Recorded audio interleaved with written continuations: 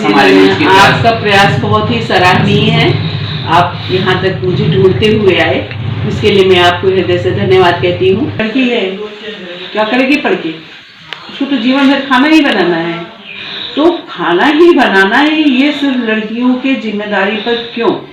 बेटियों को वो मजबूती देनी है कि वो बाहर का भी मुकाबला कर सके, काम कर सके। जब से हमारे मोदी भाई जी आए हैं, तब से बहुत परिवर्तन हुआ है कि महिलाओं को भी पूरी सुविधाएं मिल रही हैं हर तरह की।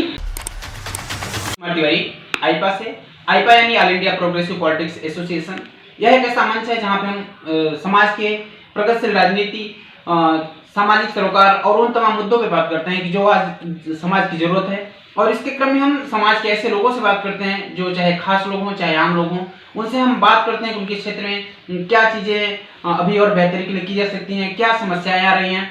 तो इसी क्रम में आज हमारे साथ में भदोही जनपद की सुप्रसिद्ध कवित्री श्रीमती प्रतिमा शर्मा जी हैं। आइए हम उनसे जानते हैं कि वास्तव में आपका लेखन कार्य कब से प्रारंभ हुआ, आपने क्यों प्रेरित होकर के काम किया। जी स्वागत है, बताएं।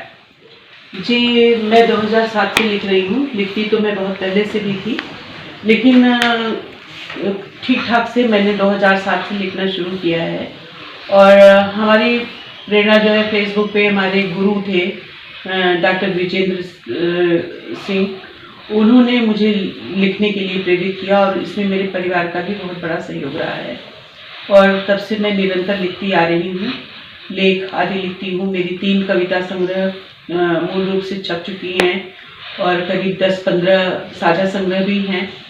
और देश के हर प्रांत में, लगभग हर प्रांत में हमारी पत्रिकाओं में इन लेख और कविताएं छप चुकी हैं। और मेरा एक मूल उद्देश्य यही है कि समाज में जागरूकता ले आई जाए। समाज में जो एक परंपरागत आचरण चल रहा है, स्त्रियों के प्रति सामंतवादिता चल रही है कि पुरुषों का ही वर्चस्व है, वही आगे बढ़ेंगे, लड़कियों को दबा के रखो, उनको संयमित रहने का पाठ हमें घुट्टी में पिला दिया जाता है पैदा होते ही। तो मैं इन सब चीज़ों का थोड़ा विरोध करती हूँ। मेरा ये है कि जन्म लेने का अधिकार, जिस प्रकार से गर्भ में स्त्री भ्रूण या पुरुष का जन्म लेने का उतना ही अधिकार है, तो जन्म लेने का अधिकार है तो जीने का अधिकार क्यों नहीं है? ये समानता समाज में हमें लाने के लिए एक चेतना फैलानी है और उसके लिए मैं ज़्यादातर लिखने का प्रयत्न करती हूँ। मैम, अगर बात की जाए आपके करियर की, तो आपने शुरुआत में आप गृहिणी रही हैं और फिर बाद में आपने, जबकि आपके यहाँ का ऐसा कोई माहौल भी नहीं था कि आप लेखक या ऐसे हों, फिर यह ऐसे कैसे अचानक या किस वजह से आप फिर एक गृहिणी से एक कवित्री बन गई? जी, दरअसल हमारे पिताजी पोस्ट मास्टर थे और पूरे जिले के सब हेड पोस्ट मास्टर थे। और हमारे यहाँ की, चूँकि गांव से होने के बाद ही मेरी माँ उस ज़माने की 5 तक पढ़ी हुई थी और घर के बाहर तो वो भी नहीं जाती थी, लेकिन रामायण हुआ, स्त्री सुबोधनी हुई, कौन सी चीज़ें उनमें मेरी माँ को नहीं आती थी। और मेरे पिता ने, हम 5 बहनें थी, हम 5 बहनों को अच्छे से शिक्षित किया, जितना हो सकता था उन्होंने आत्मविश्वास दिया। हाँ, मैं हाउस वाइफ जरूर थी। उसके बाद मैंने छोटी 1-2 नौकरियां भी की। सरकारी नौकरी तो मिलती नहीं इस ज़माने में, और वो भी साफ कहूँ तो सवर्णों की है और ऊपर महिलाओं की। कहने को तो आज भी महिलाओं को आधा अधिकार दिया जा चुका है संविधान में, लेकिन कहिए तो हाँ, जब से हमारे मोदी भाई जी आए हैं, तब से बहुत परिवर्तन हुआ है कि महिलाओं को भी पूरी सुविधाएं मिल रही हैं हर तरह की। लेकिन उसके पहले जॉब के लिए बहुत ही मेहनत करनी पड़ती थी। मैं हाउसवाइफ जरूर थी, लेकिन लिखने का, पढ़ने का कार्य मैं अंदर ही अंदर करती रहती थी। ये प्रकाश में नहीं था, मैं किसी को बताती नहीं थी। लेकिन जब सारी जिम्मेदारियां मेरी ख़त्म हो गई, तब मैं अपना फोकस कर पाई। मेरे पास काम कम हो गए, मेरे पास जिम्मेदारी कम हो गई, फिर मैं फोकस कर पाई और अब मैं ये लिखती हूँ। और मेरे पास मेरा पूरा परिवार मेरा पूरा सपोर्ट करता है। अगर बात की जाए महिलाओं की स्थिति की, खास करके शिक्षा की या समाज में उनके निकलने की या रहने की, तो आखिर इस पर क्या आप सोचती हैं? आप कई वर्षों से देख रहे हैं, नजदीक से आप लेखन भी कर रही हैं, तो समाज को नजदीक से देख रहे हैं, इस पर क्या कहेंगे? देखिए, शहरों में तो काफी लोग जागरूक हुए हैं, सभी अपनी बेटियों को पढ़ा रहे हैं, लिखा रहे हैं, और अंदर क्या हो रहा है ये तो नहीं दिखता। लेकिन बाहर सभी आधुनिकता का जामा पहनाने लगे हैं, अपनी बेटियां बाहर जा रही हैं, पढ़ रही हैं, और चूंकि ये दबी हुई चीजें थी तो ये तो निश्चित है कि जो ज्यादा ही दबाई गई रहेंगी उनको जब छूट मिलेगी तो कुछ उछाल मारेंगी। तो अगर ये असमानता शुरू से न रही होती तो शायद जैसे कहते हैं ना, आधुनिकता की होड़ में लड़कियां फटे कपड़े भी पहन रही हैं, ये भी कर रही है, वो भी कर रही हैं, तो इसकी भी शिक्षा तो हम घर में ही देते हैं कि भाई हम अपनी संस्कृति को, अपनी परंपराओं को अपनी नहीं रख रहे हैं। अब आप ही पैंट पहने हुए हैं, हम भी सलवार कुर्ता या सूट पहने हुए हैं, हमारी अपनी सांस्कृतिक जो वेशभूषा है हम उससे आगे होते जा रहे हैं। तो मेरा, शायद मैं मुद्दे से भटक रही हूँ, ये है कि शहरों में तो लड़कियों के लिए बहुत सारे रास्ते खुल गए हैं, और अधिकांश लोग पढ़ लिख रहे हैं, सभी लोग पढ़ रहे हैं, सारी लड़कियां पढ़ रही हैं, और ये भाई उनकी पारिवारिक स्थिति है कि वो लड़कियों को कितना पढ़ाते हैं, कितनी आज़ादी देते हैं। लेकिन जहाँ तक गांव की बात है, आज भी मैं गांव में जाती हूँ, मेरा गांव पास में ही है, जाती हूँ, देखती हूँ कि कितनी लड़कियाँ कंडे बीन रही हैं, उबले थाप रही हैं, गाय चरा रही हैं, भैंसे चरा रही हैं। और अगर पढ़ने लिखने की बात करो तो ये होता है, लड़की है क्या करेगी पढ़ के, उसको तो जीवन भर खाना ही बनाना है। तो खाना ही बनाना है, ये सिर्फ लड़कियों के जिम्मेदारी पर क्यों? खाना पुरुष भी बना सकते हैं, खाते दोनों हैं, तो पुरुष भी बना सकते हैं। बेटियों को वो मजबूती देनी है कि वो बाहर का भी मुकाबला कर सके, काम कर सके, और समाज में उतना ही अधिकार प्राप्त कर सके जितना लड़के करते हैं। तो अगर बालिकाओं या महिलाओं के उत्थान की बात की जाए तो क्या किया जाना चाहिए समाज या सरकार की तरफ से, जिससे क्या बेहतरी हो सके?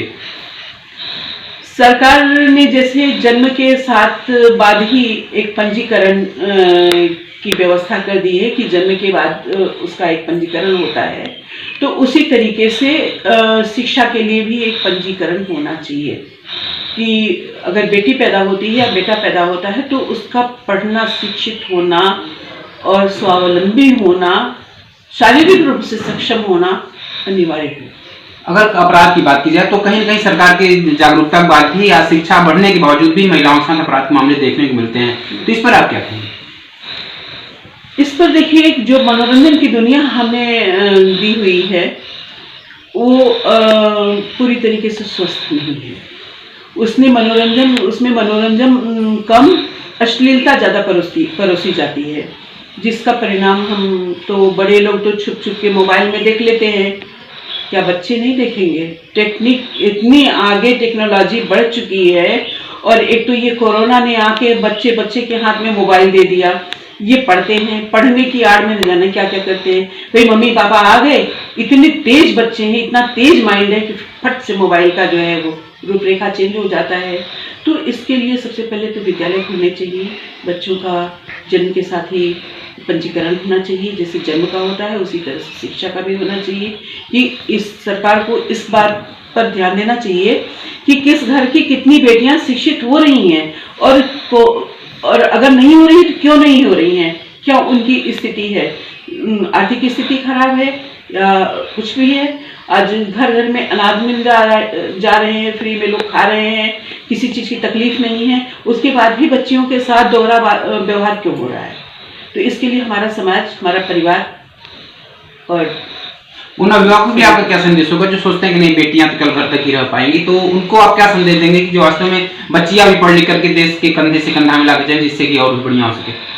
उन अभिभावकों के लिए भी मेरा यही संदेश है कि जैसे देवी पूजते हो, है ना, जाते हो मंदिरों में, तो जितना भोले बाबा के मंदिर में जाने का वो नहीं होता, आकर्षण नहीं होता जितना माता के मंदिर में। तो ये सोचना चाहिए कि बेटियां भी तो देवी ही हैं। तो अगर वो अशिक्षित रह जाएंगी मैं मानती हूँ कि जिसके घर की महिलाएं अशिक्षित हैं, उनके घर की बेटियों की अगली पीढ़ी भी उतनी ज़्यादा आगे नहीं बढ़ पाएगी, क्योंकि माँ ही ऐसी होती है जो बच्चों के विकास में सबसे बड़ी सहायक होती है, और वही वो बीज बोती है जिससे उसका मानसिक विकास हो। जब वही बीज बो देगी कि अरे क्या करना है, खाना ही तो बनाना है, जिंदगी भर पुरुषों की दास्ता करनी है, बच्चे पैदा करना है, क्या करने के लिए पढ़ोगी, खपोगी, दिमाग खपाओगी, तो उस प्रकार की भावनाएं बच्चों के भी मन में आती हैं। अगर वो कहेंगे कि नहीं, ये हमारा स्त्रियों का गुण है, ये क्षमता ईश्वर ने हमें ही सौंपी है, क्योंकि हम उसके काबिल हैं, शायद उसके काबिल पुरुषों को नहीं समझा ईश्वर ने, तो वो गुण नहीं दिया। सब कुछ दिया, बल दिया, ताकत दी, बुद्धि दी, ज्ञान दिया, लोगों से मुकाबला करने की क्षमता, लेकिन गर्भ धारण करने की क्षमता नहीं दी। तो इसमें सबसे पहले मैं महिलाओं को चाहूँगी कि महिलाओं को ये संदेश देना चाहूँगी कि वो बेटियां नहीं हैं, वो फूल हैं। वो बेटियां नहीं हैं, वो फूल हैं जो बीज देंगी समाज को, और समाज बढ़ेगा, फलेगा, फूलेगा। इसलिए अपने बीज को मजबूत बनाओ, अपने फूलों को मजबूत बनाओ। तो हमारे साथ कवित्री श्रीमती प्रतिभा शर्मा जी थी, जिन्होंने अपनी बेबाक रखी। उन्होंने बेटियों के शिक्षा से लेकर के संस्कार तक और उनकी संरक्षण तक की बात कही। सबसे अभिभावकों से भी अपील की कि भाई आप भी बेटियों को सही दिशा में ले जाए, क्योंकि बेटी ही ऐसी होती है जो वास्तव में समाज के या देश के निर्माण में महत्वपूर्ण भूमिका निभाती है। जी प्रतिभा जी, आप हमारे मंच के बारे में क्या कहेंगे? आपका प्रयास बहुत ही सराहनीय है। आप यहाँ तक मुझे ढूंढते हुए आए, इसके लिए मैं आपको हृदय से धन्यवाद कहती हूँ। और नहीं तो कहाँ स्त्रियों को ढूंढते हुए कोई कहाँ पहुँचता है, और इसके लिए बहुत बहुत आभारी हूँ मैं हृदय से। चलिए, तो हमारे साथ ही कवित्री प्रतिभा शर्मा जी, जिन्होंने अपनी बेबाक रखी। आप भी अपनी राय को बेबाक देते रहें, आज बात देखते रहें। धन्यवाद।